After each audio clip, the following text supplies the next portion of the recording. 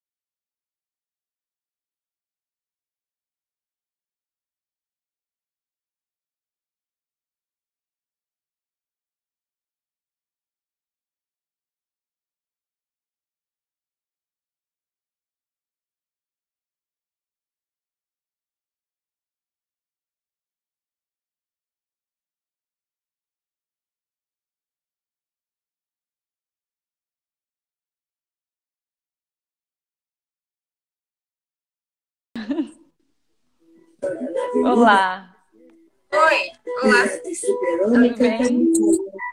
tudo bem? E você, tá bem? Pessoal, tudo bem. Prazer falar com você, viu?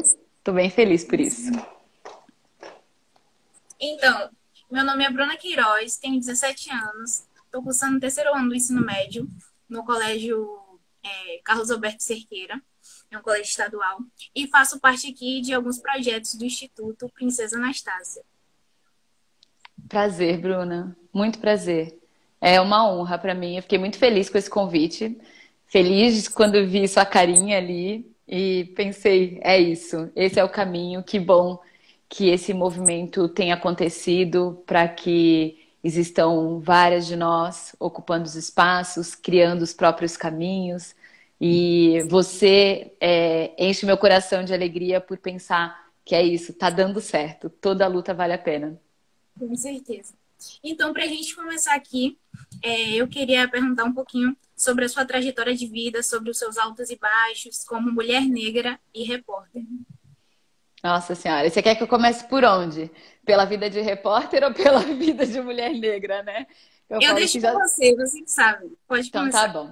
Então vamos lá. Eu trabalho na TV há 9 anos, mas sou formada em jornalismo há 14. Mas eu nasci e cresci numa periferia, na periferia de Santos. E eu gosto de falar disso porque quando a gente já está formado e a gente já está num posto que é de destaque, muitas vezes parece que o caminho é simples. E não é. Não quando a gente nasce uma mulher negra na periferia. Então, eu acho que é importante pontuar. Então, eu nasci e cresci em Santos, na periferia de Santos. O meu pai era um homem que só pôde estudar até a sétima série. E a minha mãe fez o ensino médio e passou no concurso dos Correios, trabalhava nos Correios, e a gente. Então eu estava nessa família com um irmão, eu sou dentro do casamento, somos em dois. E aí depois eu tenho mais outros 3 irmãos por parte de pai, mais novos, eu sou a mais velha.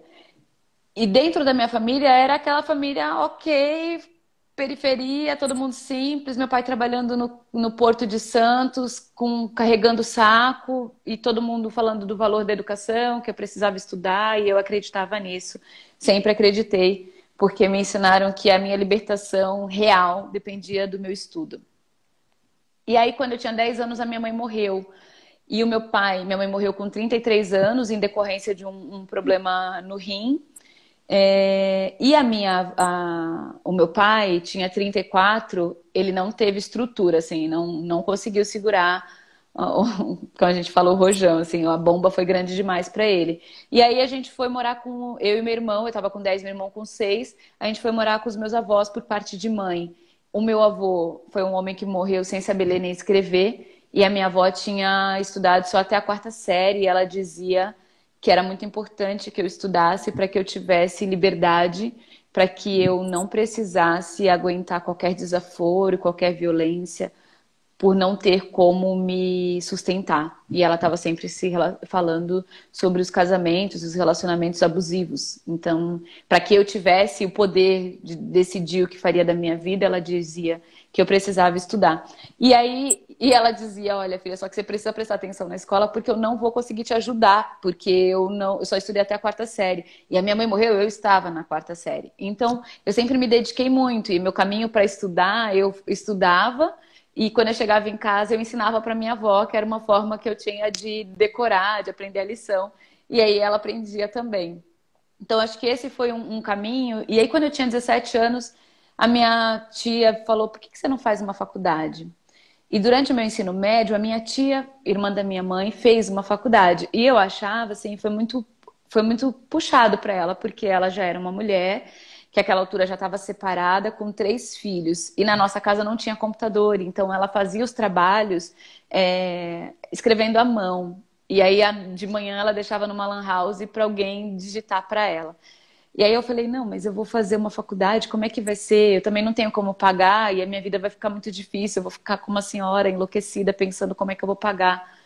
E ela falou, mas então faz assim, faz o vestibular e para ver onde você precisa estudar mais e aí você vê onde estão as suas fraquezas e você se dedica.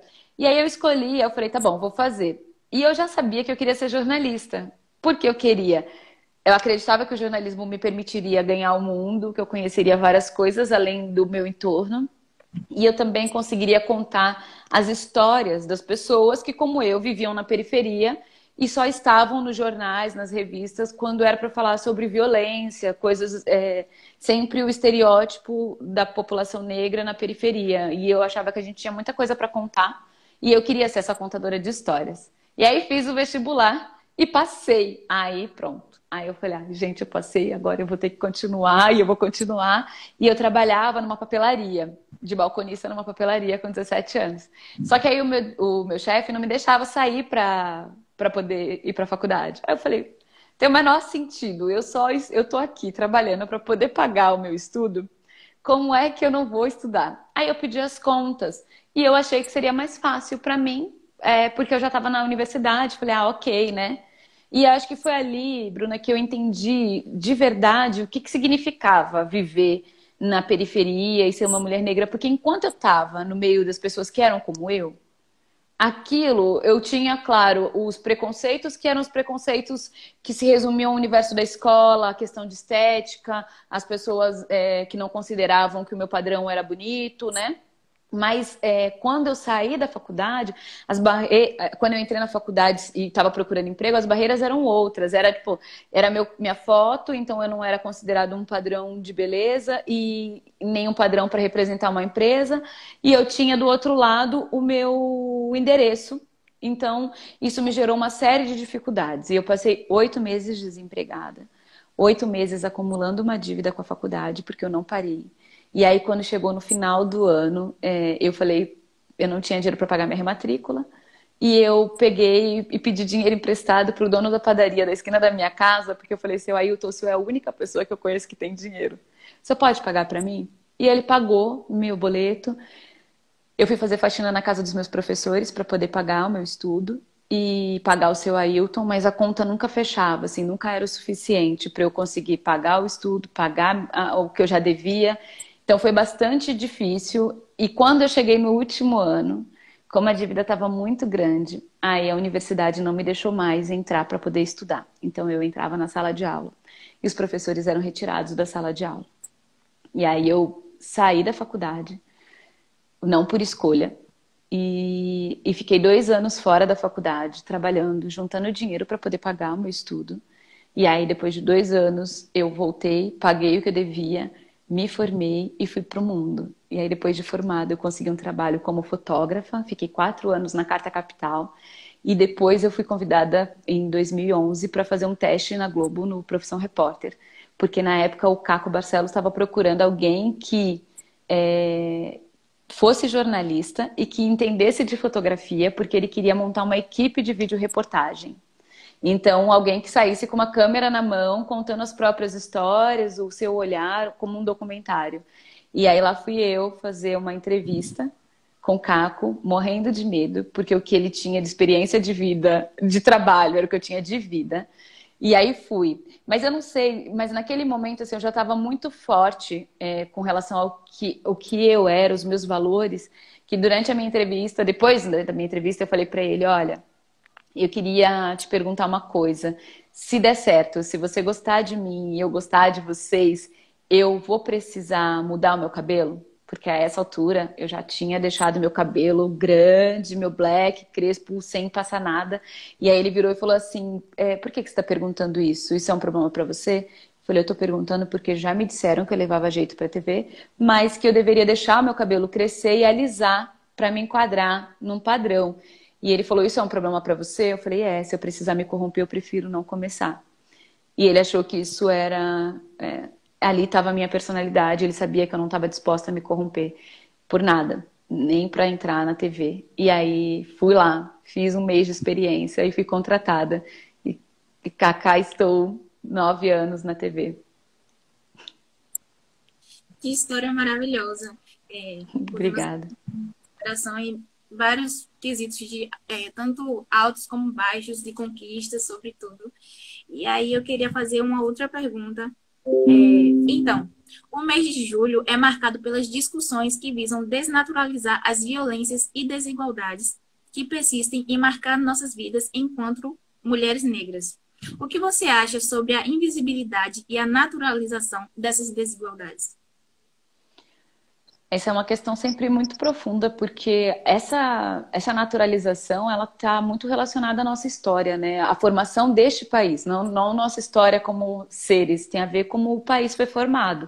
Então a gente pensa num processo em que o país cresce à base de trabalho forçado, né? De você pegar pessoas negras e colocar para o trabalho e a mulher sempre com esse como um objeto, né? E sempre colocada num posto de submissão, em trabalho subalterno. Então, para a gente, e quando eu falo pra gente, é porque eu imagino, que eu acho que quando a população negra, a gente sofre vários problemas, consequências da nossa história, e homens negros sofrem muito, mas aí a gente vai para um outro lugar, a gente vai para o lugar do estereótipo que colocou o homem negro sempre como um marginal, como um criminoso, porque marginal é isso, né? Colocam a gente à margem e a gente fica à margem. Mas quando a gente pensa no homem negro, ele está ali num lugar que é colocado como se ele sempre fosse violento.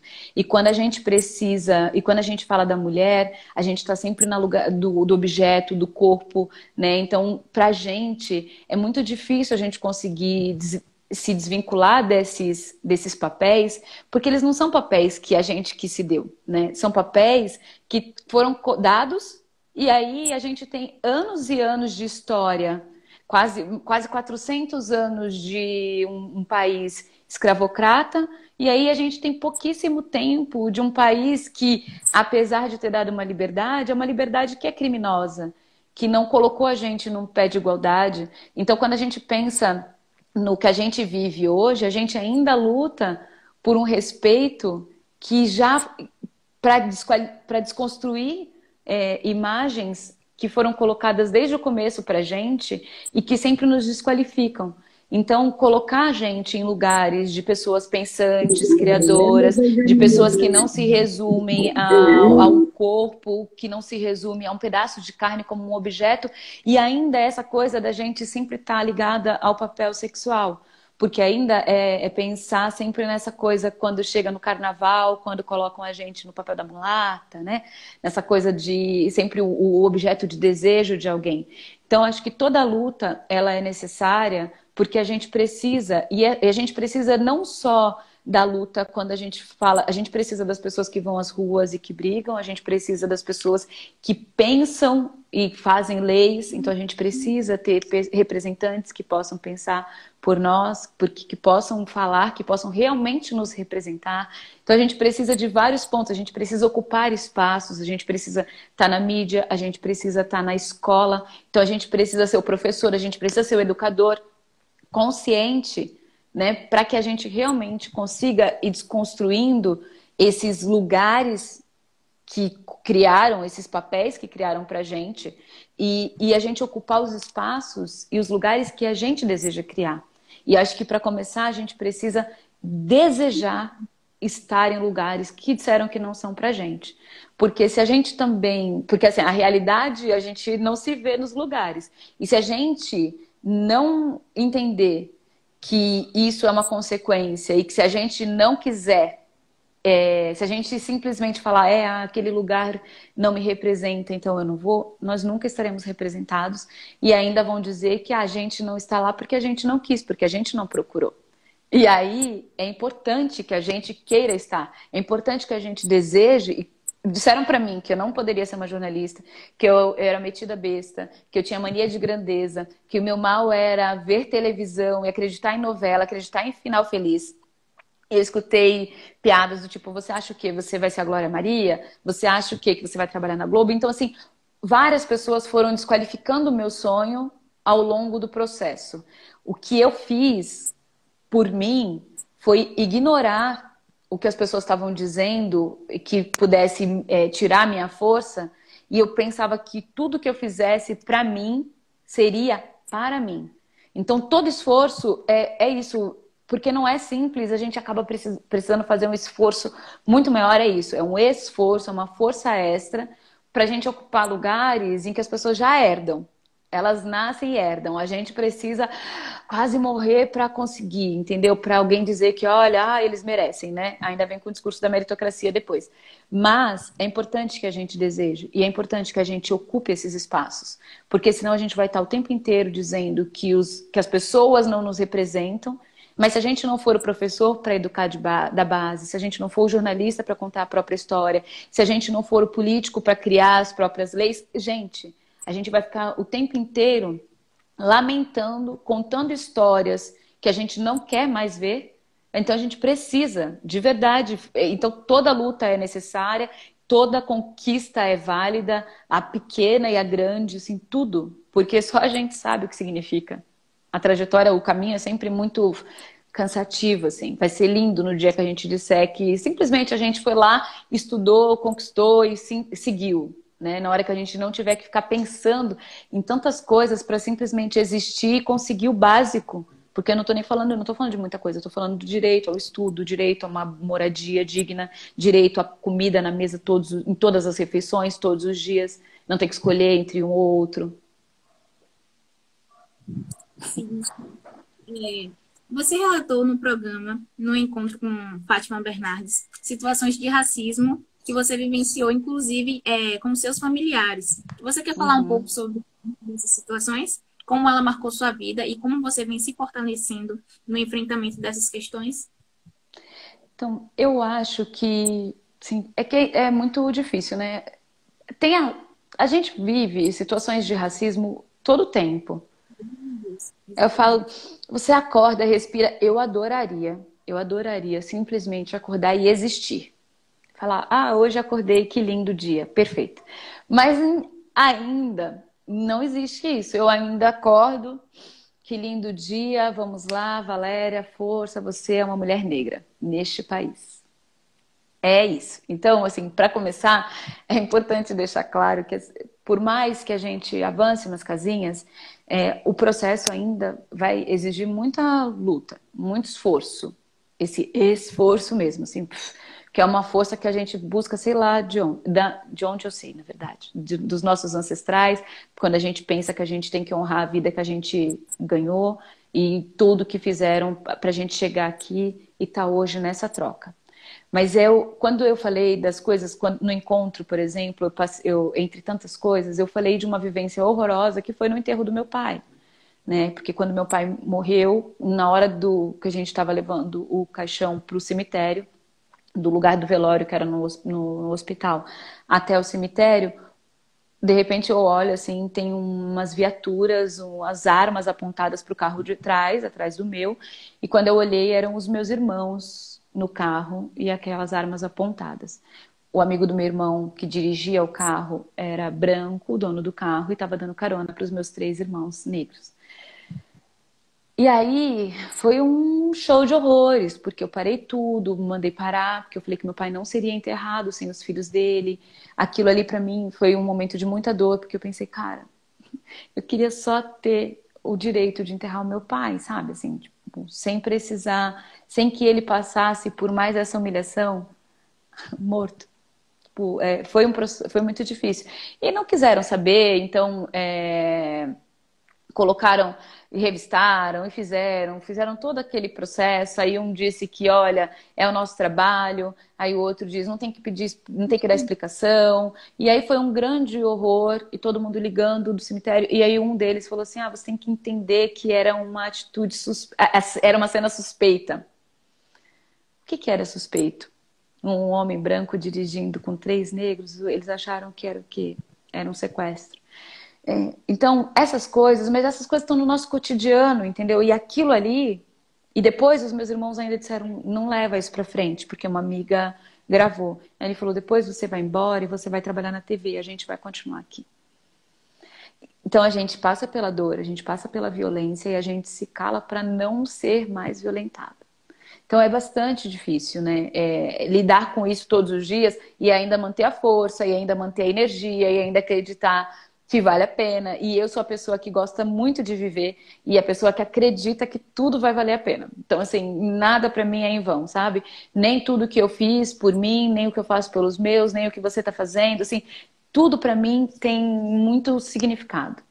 Então, quando me convidaram para vir aqui e falaram que eu conversaria com um jovem, eu falei, que maravilhoso, eu não sabia que era você ainda, mas eu falei, que maravilhoso, porque é isso, assim, porque a gente precisa se fortalecer, a gente precisa passar esse bastão para que vocês sigam. Você tem 17 anos, né? Isso. 17, eu tenho 37. Então, assim, com 17 eu estava entrando na faculdade. E aí já foram muitas coisas vividas até aqui. Então, eu acho que quando esse meio da gente se fortalecer é realmente para que a gente tenha essa rede, porque mesmo a gente passando pelas situações que eu já vivenciei, que infelizmente você vai vivenciar, que outros, que você com certeza já vivenciou e infelizmente isso não para. Então acho que na verdade quando a gente busca essa força, é muito pensando em como a gente consegue se manter firmes, mesmo quando as porradas vêm, assim, e vem que às vezes vem de um jeito que a gente não está esperando. Esse, por exemplo, é o momento que você pode dizer com toda a consciência, mesmo cercada de pessoas que me fortalecem, eu busco, você me perguntou como é que eu faço, eu estou o tempo inteiro buscando um conhecimento, mas é o conhecimento dos meus direitos como cidadã, é o conhecimento da minha história para que eu me fortaleça, para que eu tenha orgulho da minha existência, é o jeito de eu aprender e aprender também a passar essas informações para fortalecer os outros.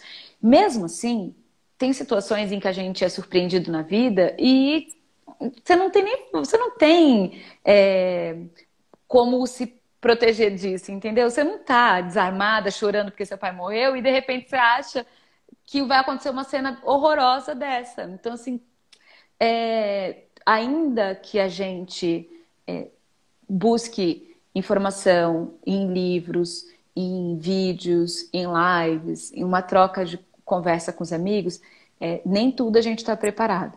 Então, o que eu acho que a gente precisa é conseguir, mesmo quando a gente leva essas porradas, é a gente pensar em tudo que a gente tem, todos os que vieram antes, né? E pensar, pô, para eles foi mais, com certeza, a vida foi mais difícil e eles conseguiram chegar até aqui. Então, respira e segue. E segue pra gente fazer a diferença, sabe? Segue porque senão a gente acaba parando no meio do caminho. E eu falo, gente, eu sou canceriana, eu sou o tipo que chora. Choro. Mas eu sou o tipo que chora e chora andando, entendeu? Tipo, eu vou chorando e vou fazendo, eu vou chorando e vou fazendo. Então, assim, tá difícil, mas não vou me parar, porque essa história da gente à margem, essa é a história que já escreveram pra gente quando criaram esse país, sequestraram um povo e trouxeram pra cá pra trabalhar na marra. Essa é a história que escreveram. Eu quero escrever a minha história. Quero que você escreva a sua, sabe? Uma história que é a história que a gente tem o direito de ter. Não essa história de fracasso que não tem sentido sem criaram uma história de fracasso como se a gente não tivesse capacidade. Que isso? Não. Eu falo, o meu desaforo na adolescência era esse. Então, assim, o povo fala, adolescente fica revoltado. Eu não sei. Só sei que a minha revolta eu usei para dizer que quem ia escrever a minha história seria eu. Tipo, não. Essa história de fracasso que vocês desenharam para mim, eu não quero. Muito obrigado. Pode ficar para você que esse texto é o que ele já vem colocando na nossa mente e muitas vezes nos fazendo acreditar que realmente é verdade. Se eu estou assim, é porque Deus quis assim. Não. Deus não vem colocar a culpa em Deus de dizer que as pessoas são massacradas e que são torturadas, que são sequestradas e que ficam à margem porque Deus quis. Não. Não. Eu tenho certeza que Ele quer que eu seja bem feliz, que eu tenha que comer todos os dias, que os meus filhos tenham o direito de ir para a escola, que a gente tenha o direito a uma moradia digna. Certeza. Então, eu acho que toda força que você pode buscar, ela é bem-vinda, ela é válida, ela é necessária para que você se olhe no espelho e tenha orgulho do que você é. Mas ainda assim, algumas porradas virão e as porradas, quando chegarem, ok. Se tiver que sentar e chorar, senta, chora, respira, levanta e continua andando. O Edu Alves pergunta: sobre a nossa juventude negra, diante da sua história tão resiliente, qual papel você deseja que a gente exerça? Qual papel que a gente exerça? Você fala como um instituto, como... Cadê? Quem é que perguntou? Quem perguntou? O Edu Alves.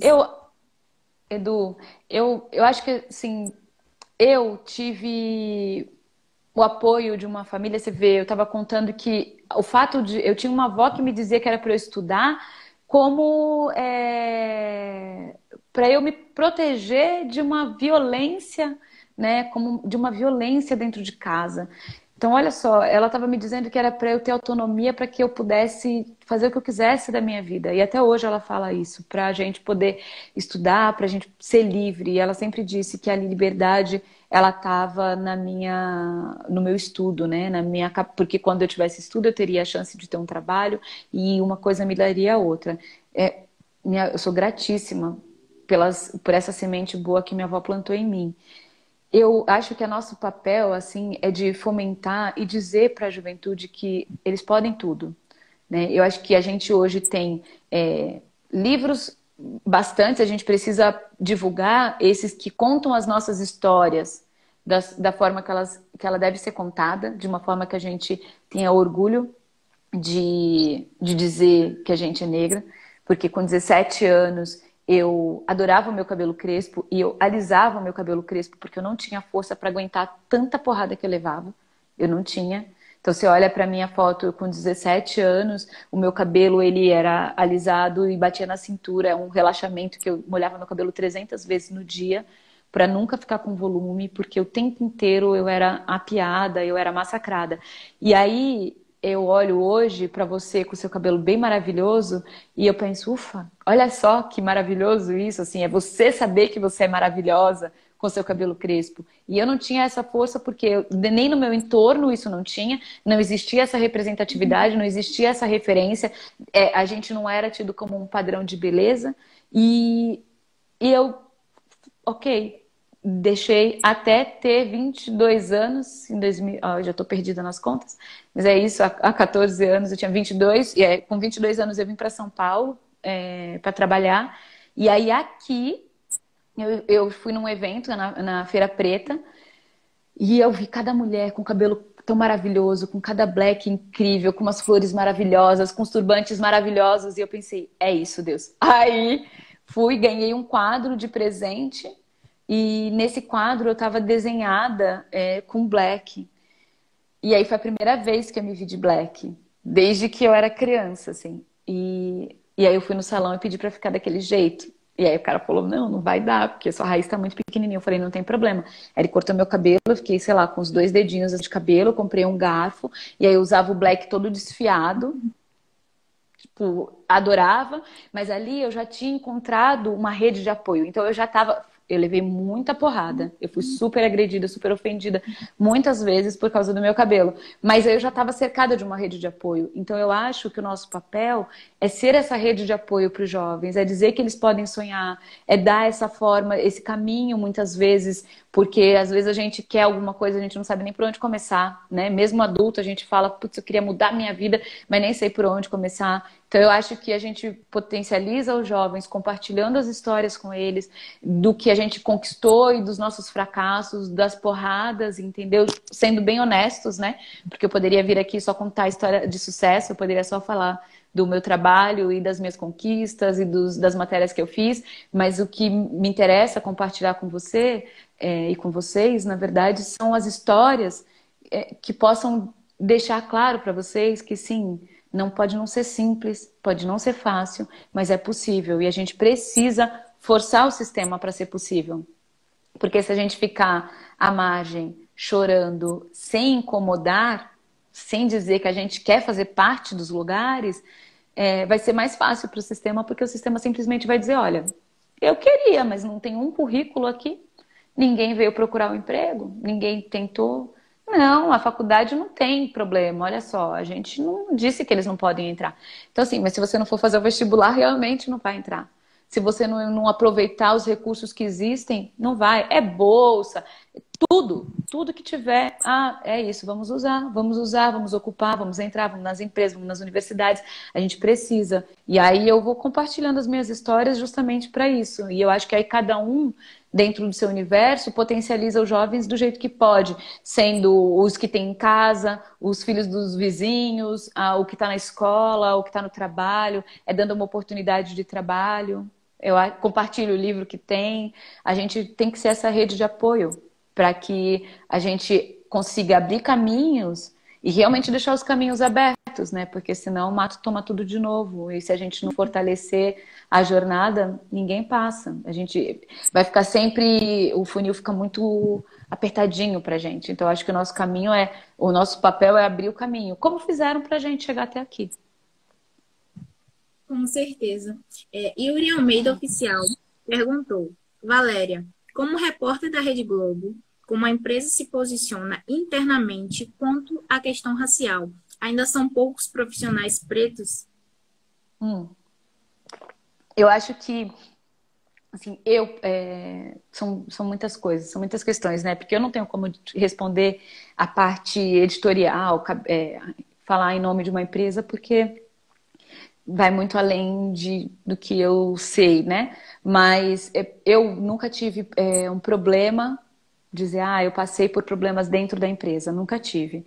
E quando a gente fala, eu acho que hoje, com as pressões que estão acontecendo, a própria empresa tem se visto e tem se posicionado, assumindo que tem poucos profissionais, né? Porque eu acho que quando a gente tem a estrutura formada do jeito que a gente tem, em que as pessoas elas naturalizam o fato da gente ser a exceção em lugares de destaque, muitas vezes as pessoas elas não, que é o que a gente chama de racismo estrutural, as pessoas elas não se dão conta de que estranho, neste lugar não tem uma pessoa negra, nossa, na nossa equipe não tem ninguém negro aqui. Então, porque naturalmente, porque as pessoas crescem assim, né? Elas estudam nas escolas em que os negros não conseguem acessar pelo custo, depois elas estão nas universidades que os negros não conseguem acessar, aí quando elas estão nas empresas, elas também não conseguem perceber que é todo mundo igual e que ser todo mundo igual a ela tá estranho, tá errado num país que tem 56% de negros. Mas eu acho que depois dessas mobilizações, de todas as pressões, dos questionamentos, de ter só pessoas brancas discutindo racismo, a empresa entendeu que tinha... entendeu e se posicionou, que eu achei muito legal, assim, de assumir, de não fazer de conta que não tá vendo, né? Tipo, ok, se não via até agora... Foi desenhado, né? Foi colocado. E aí eu acho que tem feito esse movimento de colocar outras pessoas e eu tenho achado isso muito importante. Porque eu acho fundamental não ser a exceção, né? Eu acho que a gente fala da representatividade, a representatividade importa e importa muito. Mas o que a gente precisa é de equidade, a gente precisa dos mesmos espaços, de pé de igualdade, né? A gente precisa ter uma quantidade de negros suficiente para realmente ter discursos diferentes, ter estereótipos, características diferentes, porque a gente está falando de muita diversidade. Olha que nós duas somos duas mulheres negras com idades diferentes, com tonalidades diferentes, com fios diferentes, com histórias de vidas diferentes, com locais diferentes, regiões diferentes. Então, as nossas histórias de vida, elas não podem ser resumidas dizendo, ah, já tem uma pessoa negra lá, então ela fala por todos. Não, eu não tenho como. Eu posso representar uma parte da população, porque eu consigo levar pautas e discutir temas que são importantes para todos nós. Mas dizer que eu vou representar toda a diversidade, não. Eu não sei o que é ser um negro morando na Bahia. Eu não sei o que é ser uma mulher negra morando no Rio Grande do Sul. Eu não sei nem o que é ser uma mulher negra que nasceu com uma família estruturada, com condição de vida, que estudou numa escola particular. Não, então assim, eu sou fruto de uma escola pública. Só fui para um ensino particular na faculdade porque fui pagar minha faculdade. Mas eu sempre estudei em escola pública, desde o pré até o ensino médio. Então, as nossas vivências são diferentes. E aí eu acho que a gente precisa disso, de equidade. A gente precisa ter homens negros, mulheres negras. A gente precisa ter essa diversidade para realmente a gente conseguir ter esse pé de igualdade. E aí, acho que, gente, vocês escutaram minha casa caindo, que meu marido chegou discretamente. E aí, eu apresentei, marido.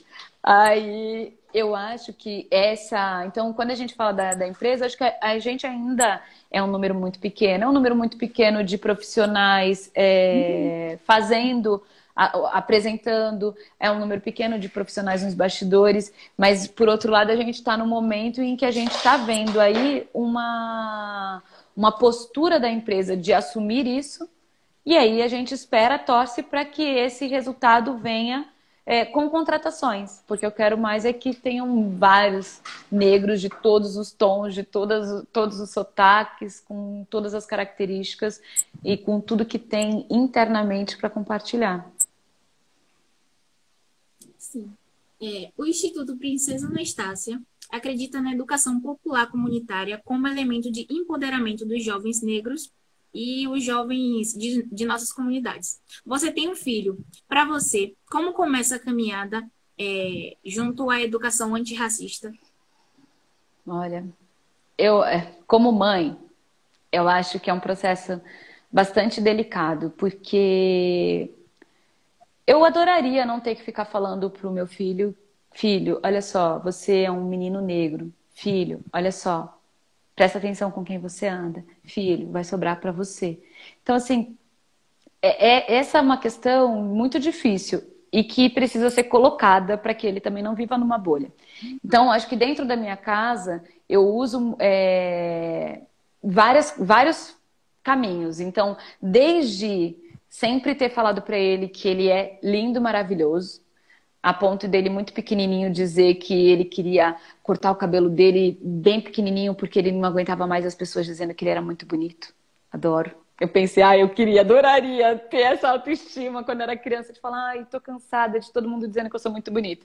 E ele era muito pequeno e veio com uma dessa, tipo, mas por que as pessoas ficam dizendo que eu sou bonito? Que bom, né?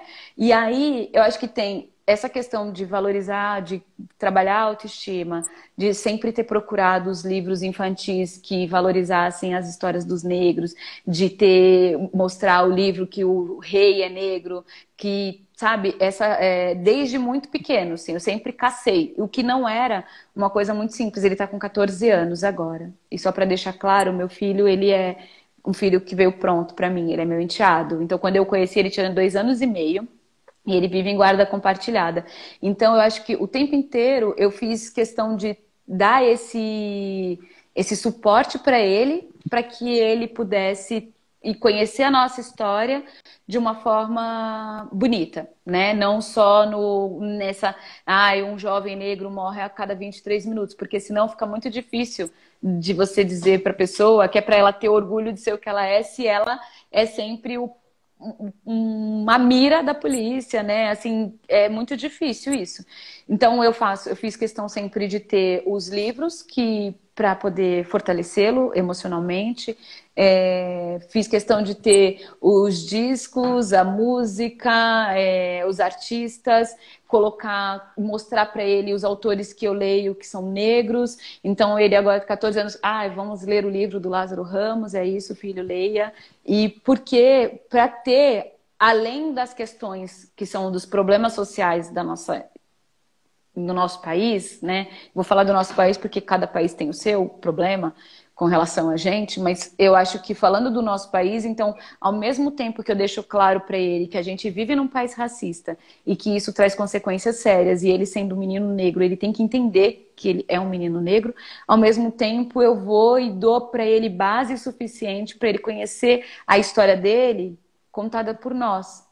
A história bonita, a nossa história, da nossa força, de tudo que a gente era, de tudo que a gente já trouxe de carga, que não é a história de uma escravidão, é o que a gente já era antes desse sistema opressor. Então, eu acho que a gente fazer isso é uma forma de trabalhar a educação. O resultado, eu vou saber daqui a algum tempo. Não sei se esse é o caminho certo, mas é como eu lido dentro da minha casa, sabe? Mostrar, tipo, olha a capa desse disco. No dia que ele falou, eu vou pedir a cola. Marido, quem foi que ele assistiu? Ele viu a capa do disco e falou que parecia comigo? Ele viu na casa de um amigo um disco que era Aretha Franklin. E aí ele olha e fala, olha, igual o seu cabelo. Eu pensei, tô no caminho certo, porque são essas referências de ter orgulho, de ver então cada vez que ele vê um negro na televisão, ele fala, olha, Val, mais um. Então isso é legal de ver que essa sementinha está sendo plantada, mas infelizmente eu também preciso falar a parte das consequências da nossa estrutura para que ele também se proteja, porque com todo o cuidado que a gente tem, eu não tenho como ficar com o filho debaixo da asa para o resto da vida. Então, em algum momento ele vai estar aí exposto e sendo colocado no mundo, que é esse mundo em que a gente ainda conta a morte de um jovem negro a cada 23 minutos.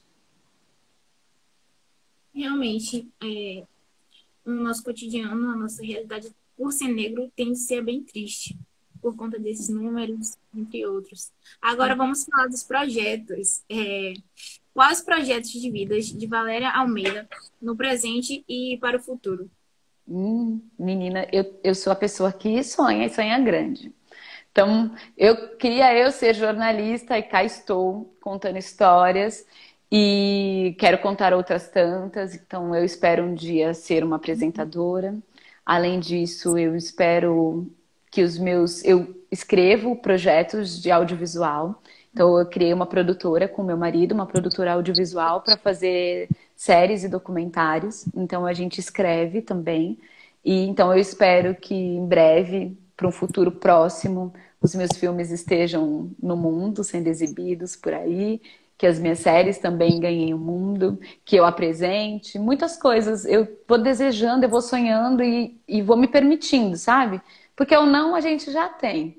Então, eu vou criando e hoje o meu sonho é colocar os meus projetos no mundo, colocar as minhas séries para exibir, conseguir colocar da vida para os filmes, além do trabalho que eu faço na televisão. Porque quando eu criei a produtora, eu pensei nas coisas que eu gostaria de contar e que vão além do que cabe na televisão, né? Então, os filmes são outras histórias, com outras linguagens, e eu vou sempre estudando, então eu estou sempre buscando também. Essa coisa da minha avó ter dito que eu precisava estudar para ser livre, eu nunca mais parei, sabe? Sei lá, fico procurando a liberdade. E eu vou estudando, e é verdade, assim, eu vou criando caminho, sabe? O tempo inteiro, eu penso em jeitos de ter a minha vida, nunca deixar a minha vida na mão de ninguém. Então, assim, muito legal, amo o meu trabalho, adoro trabalhar na televisão. Mas, assim, pode ser que um dia eu não trabalho mais na televisão. E aí, ok, também, entendeu? Eu só quero continuar contando as minhas histórias. Então, meus filmes, as minhas séries, elas me permitem fazer isso. E aí eu acho que... E a gente vai buscando. Então, eu também sou comentarista na rádio, na CBN, e falo sobre questões culturais e sociais. E aí agora eu vou começar, agora dia 1º de agosto, uma pós-graduação para me especializar em direitos humanos. Porque eu acho que tem a ver com as coisas que eu gosto de falar, com os temas que sempre me chamam a atenção. E quanto mais conhecimento eu tiver para ter propriedade para falar sobre mais questões, melhor é para mim, entendeu? E conhecimento ninguém tira da gente. Então, isso é uma coisa que você vai usar, eu vou usar para os meus filmes, eu vou usar para a rádio, eu vou usar para educar meu filho em casa, vou usar para plantar outras sementes no mundo, porque eu vou plantando semente onde eu passo. Se eu entrar no elevador e tiver qualquer pessoa, eu vou e planto uma semente, assim. Eu jogo pro universo, sabe? Eu sou a pessoa que tô na escada rolante e falo, ai, que lindo seu cabelo, você é muito maravilhosa. Tipo, pronto, fui, plantei minha sementinha e sigo. E se eu posso estimular alguém a estudar e fazer coisas, eu vou fazendo. E vou criando os meus planos e vibrando para que as pessoas também criem os delas, assim. Porque a gente precisa querer. E o direito de sonhar é uma coisa que tiram da gente muito cedo, assim. É como se você tivesse que aceitar a vida como ela é. Só que quando a gente nasce e a gente é criança, ninguém diz pra gente que a vida é desse jeito porque é uma consequência histórica de um processo político, econômico, né? Então, quando você nasce, ninguém diz, olha só, querida, você é uma mulher negra nesse país porque seu bisavô, seu tataravô foi sequestrado, viu? E aí você nasce à margem, e aí você acha que você nasceu à margem porque Deus não gosta de você. Tipo, não, né? Então, assim, a gente tem nomes, isso daí. O nome disso é escravidão, isso daí é sequestro. E aí a gente está num processo de tentar construir a nossa história do nosso jeito. Então, quando a gente precisa sonhar. Ah, não vai ser simples você ser uma médica? Ah, ok. Simples não foi para ninguém até aqui, né? Para nenhum de nós até aqui. Então, eu só acho que a gente precisa sonhar. Porque se você vai ser ou não vai ser, aí, gente, a gente vai jogando pro universo, vai falando. E uma coisa, Bruna, como eu nunca tive a estrutura familiar para me ajudar, minha família não tinha condições de pagar o meu estudo. Então, eu falei do seu Ailton, que foi maravilhoso, e me disse que. E pagou minha mensalidade, mas assim, várias pessoas me ajudaram no meio do caminho. Eu tive professores que me deram vale transporte para eu poder ir para a faculdade, porque eu não tinha o dinheiro do transporte. Eu tive o diretor de um albergue para pessoas em situação de rua que guardava um prato de comida para mim todos os dias, porque em algum momento, quando as coisas ficaram muito difíceis para mim, ele guardava para que eu pudesse estudar de barriga cheia. Então, eu tive muita gente que me ajudou. Dos amigos que se mobilizaram e foram na reitoria pedir para que eu pudesse ficar na faculdade. Dos amigos que falaram, não, peraí, a gente vai fazer uma vaquinha e vai pagar a tua rematrícula. E como eu tinha um sonho e eu entendia que a minha liberdade dependia da minha formação, eu nunca coloquei o meu orgulho acima. Você vai dizer, mas as pessoas vão te ajudar? É isso. Eu preciso de ajuda, a pessoa pode me ajudar, obrigada. Então, e dou nome mesmo, sabe, para as pessoas, porque para elas pode ter sido muito simples. Para elas pode ter sido só o vale transporte, pode ter sido só um prato de comida. Para mim foi o caminho. Para mim foram as mãos estendidas no meu caminho. E todas elas eu peguei, todas elas eu me apoiei, assim, todo mundo que estendeu a mão para mim, eu aceitei. Desde a pessoa que me ofereceu a casa para faxinar, o cara que nem precisava de alguém para ser assistente dele e falou: vem cá, me ajuda aqui a preencher a minha folhinha de ponto dos alunos, passar as notas para cá. Todo mundo, porque eu realmente acho que a gente tem vários sentimentos e o orgulho ele é uma armadilha para gente. Então, você pode dizer, não, eu não vou fazer quando eu tiver dinheiro. Gente, quando é que eu ia ter dinheiro? Quando é que eu ia conseguir pagar minha mensalidade se a minha família não tinha? Então é isso. E na época, não tinham as cotas, não tinham bolsas de estudo como hoje tem, o financiamento estudantil existia, mas eu já estava tão enrolada, não podia ter dívida como eu tinha, então eu não podia pegar o financiamento. Aí eu tinha boas notas e poderia ter uma bolsa mérito que eles davam lá para a faculdade, então as três melhores notas da faculdade ganhavam bolsa. Aí eu estava lá, me esforçava para estar entre as três, e eu estava entre as três melhores notas, mas eu nunca conseguia pegar a bolsa porque não podia ter dívida para poder pegar o desconto. Então, assim, as dificuldades foram imensas, mas eu também fiz questão de olhar para aquelas mãos estendidas, porque senão a gente realmente fica muito sozinho. Se a gente ficar no nosso orgulho, ok. Então você joga para o universo e diz: o que que eu quero fazer? Ah, então, ok. Para você chegar nesse caminho, quais são as coisas que você pode, os caminhos dignos que você pode percorrer para chegar no seu objetivo e chegar no final e olhar e falar que você tem muito orgulho de que você é, da sua história. Eu tenho muito orgulho da minha, e tudo que eu passei, eu falo, ok, eu faria tudo de novo. Tudo de novo, porque tudo eu fiz sempre pensando que era um orgulho para mim. Aí não é o orgulho da soberba, né? De dizer isso eu não quero. Era o orgulho da história, da existência. Era um outro nível, um outro tipo de orgulho, que é o que eu torço para que vocês tenham também. Para que vocês conquistem as coisas de vocês, os sonhos de vocês. Sonhem, sonhe, Bruna. Sonhe grande e desejo o que você quiser para sua vida. Joga para o universo e toda mão que se estender assim para você, aceita e vai. Eu gostaria de saber se você quer me fazer alguma pergunta. Ah, quero saber qual é o seu sonho. Então, o meu sonho são muitos. Mas então, Que eu quero bom. concluir o colégio, tentar, né, adentrar uma faculdade pública. Quero cursar odontologia, também sonho em ter o meu consultório e tudo mais. Eu gosto muito dessa área de odonto. E o meu sonho é tentar conseguir, né? E quem sabe um dia ser uma dentista renomada, negra, principalmente. E é isso. Então, para começar, o caminho já está traçado, você vai conseguir. Então, é dizer que você vai tentar, não, né? Que você vai. Fala, meu sonho é ser uma jornalista. Porque tentar é o caminho que a gente percorre, mas o teu sonho é ser jornalista, não, é dentista e você será. Porque eu acho que esse é o caminho, assim, é pensar é você desejar, né? E aí você mora, como é que é a sua família? Me conta um pouco da sua Minha história. família, Conta pra minha gente a sua família, história. então, minha família é uma família bem tranquila. Que bom.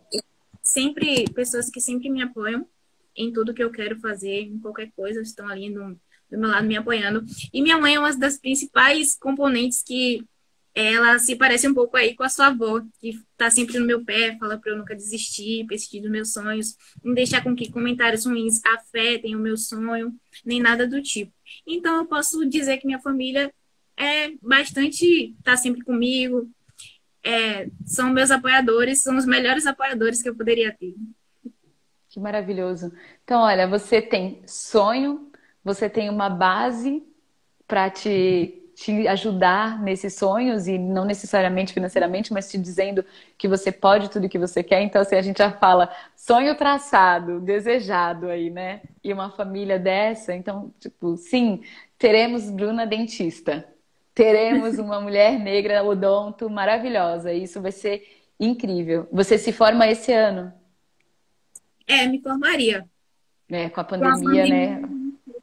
eu acho que eu terei mais um ano de letivo, algo do tipo. E para finalizar, eu queria agradecer você por ter participado dessa live, eu e o Instituto, queria agradecer. Amei te conhecer, amei ter esse bate-papo com você. Pode ter certeza que eu levarei muita coisa para mim, da sua história de vida, da mulher que você é. É realmente uma pessoa inspiradora e que traz muita representatividade para mim. Eu amei essa live com você, foi maravilhoso.